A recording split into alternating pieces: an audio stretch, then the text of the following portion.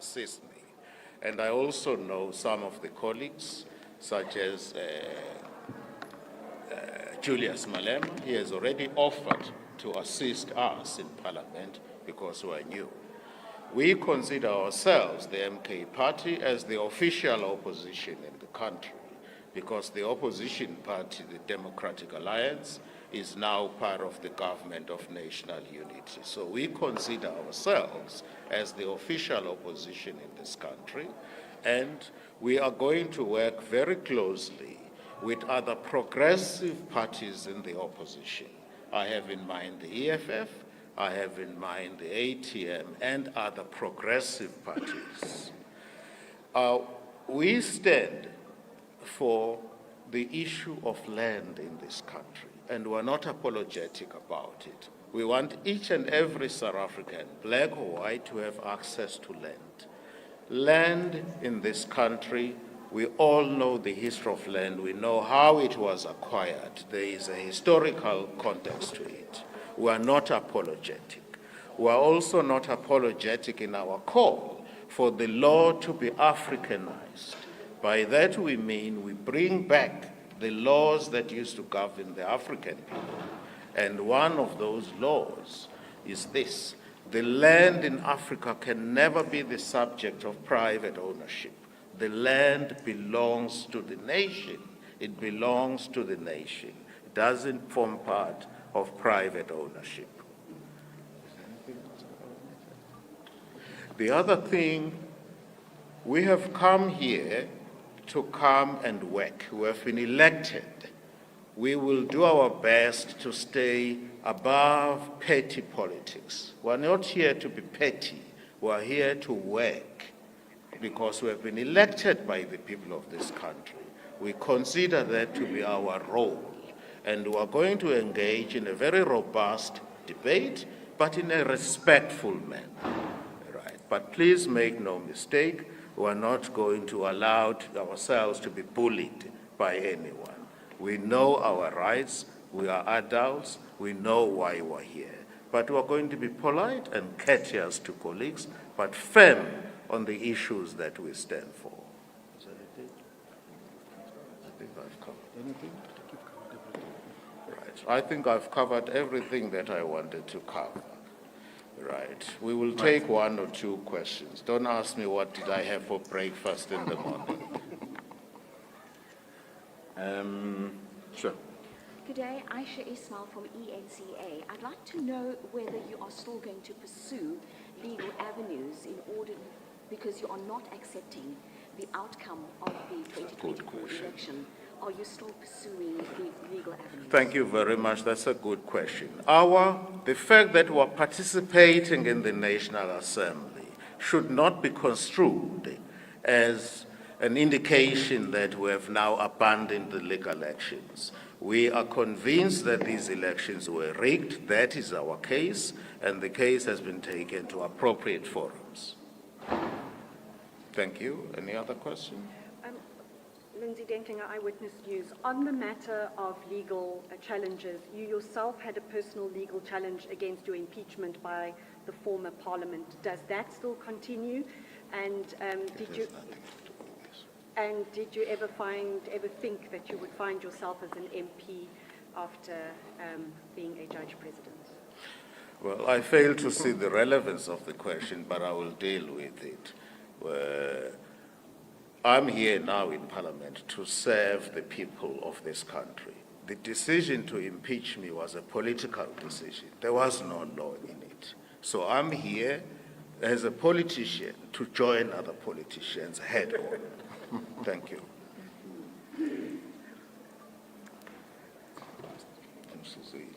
My name is Anisiwe from the Sunday Times. Dr. Hlophe, on Thursday, Parliament is scheduled to designate as members to the JSC. Should we expect to see your name with the new MK? Will you be putting your name forward to the NPP for the JSC? Well, we have not met. I think it would be premature of me to make that suggestion. I obviously have expertise. I've been a judge in this country for 29 years, so I know the system in and out. But if there are people who are suitably qualified or who are willing to go, they will be deployed. At this point in time, it is premature to ask me that question. We have not said and we have not decided. We haven't deployed anyone. There are so many areas where I could serve. There are many committees where I could serve in this country, including the Justice Portfolio Committee, Security Cluster. There are so many committees where I could be of assistance. Please, a gentleman. Go ahead. Dr. Hlophe'S, Jason from News 24. You spoke of the ANC changing over the last 5 years. Can I get your views on the government of national unity, which the MK party is also not part of? Just that marriage between the ANC and the DA, which we have already seen even problems arise in days after it was signed. Just your view on that, please. Thank you. Look, I don't want to speak out of turn, but everybody is aware of the teething problems facing the government of national unity. And this comes as no surprise because this is completely different parties which have different values. And then all of a sudden, they have now to work under the same roof because the ANC did not get the majority to govern the country.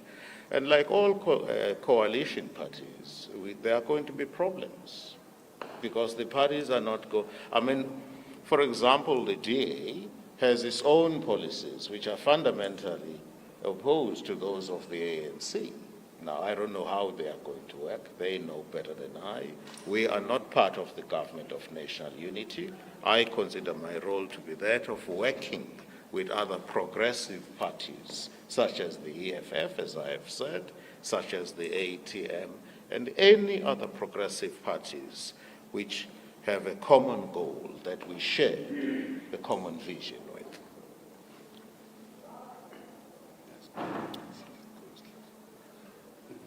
German car recently met this newspaper. I see you've touched on the land issue, not on the nationalizing of mines and things. And then the EFF will be putting forward again a impeachment to regarding the Maposa, the Palapala issue, will be support that. And I see that we have recorded the government of national unity. Do you think it's a government of national uncertainty? And do you think that is why you have not been part of it? Well, I don't want to ridicule colleagues, but let me go back to your first question. Clearly, we believe that the key sectors of the economy must be transformed. Right? This includes mines, this includes agriculture, and other sectors of the community. We haven't seen much transformation in 30 years in this country. So it's not just land where significant changes must take place, but also key sectors of the economy must be transformed, so that everybody else would benefit from that. Now, in terms of the government of national unity, would you like to repeat your question? Yeah. Yes, we'll give it. Do you see it as a government of national uncertainty? Yes.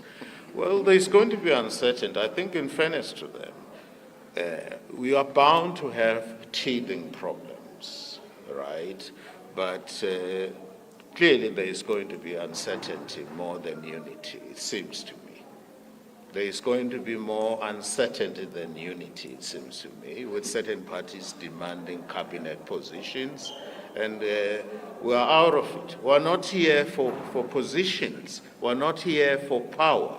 We as the MK are here to serve poor people in this country, ranging from black or white, but it's obviously largely poor people are in the black communities by and large, but they are not confined to black communities. We are here to serve those people, along with other progressive parties. And the issue of the impeachment that the EFF is talking about? We haven't taken not taken a position as a party. I don't want to speak out of 10.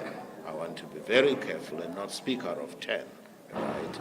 But it's an issue which remains on the agenda as far as other parties are concerned, and it's a serious issue, and quite frankly, the president got away with it. He has been getting away with it. I think we're done. It's actually interesting to see that you guys are very coy with your questions today. But thank you, ENCA, because I need to call you out that our press briefing the last time, you never had your sleeve on your mic. But today you have. Is there anything else that you guys want to say or ask? Because we're done. Just a point of clarity, Dr. Hlophe, are you calling for the abolition of private land ownership? We are calling for reinstatement of African law, Africanizing the law, according to which the land does not become the subject of private ownership. That answers you so clear. And we're not alone in that regard. Look at the UK. The land in England, the land belongs to the Queen. Everybody else has a 99-year lease. Yes, they don't even have a constitution for that matter. And there is no suggestion that in England, because the land belongs to the Queen, there is no suggestion that the price of housing has dropped. Yet in Africa, we're told if we do that, the rand is going to drop. We have been fooled for far too long. The land belongs for historical reasons. It has to be addressed. And sweeping it under the carpet is not going to work. No. Would you like to take it? Yeah, let's. How can you say no to such a lady, my brother? Give her an opportunity. That's affirmative action now. Eh? It's a question of clarity. It's not like any other expenditure performance. You're going to pass the baseline that the NJP coming from the IBC. So are the people that were replaced, do they all resign? Were they expelled? How come did they how do they arrive?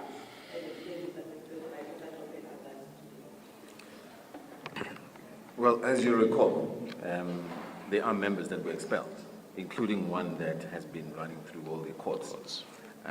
So by virtue of that, that creates a vacancy that allows us to fulfill those roles, and that's exactly what has happened. Nothing more, nothing less besides that. One last question from me, Aisha Ismail from ENCA. Just a few minutes ago, you took an oath to be loyal to the Constitution of the Republic of South Africa. Are you still intending to amend the Constitution or to change the Constitution? Let's deal with that. It's easy. A Constitution is there. It is binding upon all of us. It is the supreme law of the land. Indeed, laws or conduct inconsistent with the Constitution cannot withstand constitutional scrutiny. We intend acting within the law, and in the National Assembly we will act within the rules and practices here in the National Assembly, right? We are not hooligans. We are going to act within the law and fight for our cause within the law, right? When you say you want Clause 25 of the Constitution to be changed, which makes provision, so that it can make provision for expropriation of land without compensation, it doesn't mean you're going to start looting. But that's what we'll be canvassing for. We'll be canvassing in a civilized manner within the law to have the law changed. What is wrong with that? What is wrong with acting within the law to have the law which is unjust, which does not benefit the majority of the people of this country? What is wrong in acting within the law to change the law which does not benefit poor people? And I'm talking with specific reference to land. And if you remember historically, even today, 80% of the land is still in the hands of white people. And that's not tenable. They know it too. It's not tenable. And we're left outside queuing like fools. It's not tenable. They know it too. So we will fight within the law to have the Constitution amended. Thank you. I think you've got all your answers. Thank you very much. Doctors now going to go and have lunch.